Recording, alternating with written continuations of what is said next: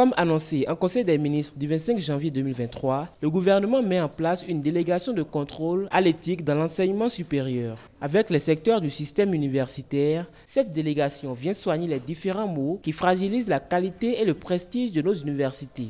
Monsieur le Président de la République, face aux multiples difficultés auxquelles les universités sont confrontées et qui impactent négativement les formations, les déviances observées par endroits et qui compromettent l'avenir des apprenants, l'environnement de travail qui est en contradiction avec les nobles ambitions du gouvernement pour le sous-secteur, vous avez personnellement présidé le 10 juillet 2021 un séminaire national sur l'élaboration d'une stratégie de développement et de promotion de l'enseignement supérieur, la recherche scientifique et l'innovation.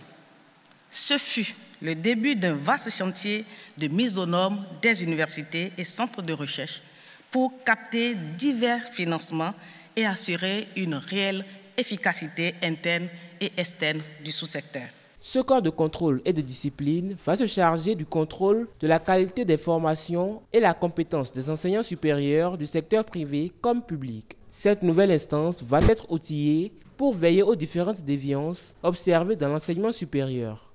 Cette nouvelle instance sera dotée de tous les moyens utiles pour la réussite de sa mission qui est de veiller au respect par les enseignants et les chercheurs des obligations professionnelles et de la déontologie liée à leur statut dans les entités de formation et de recherche publiques et privées.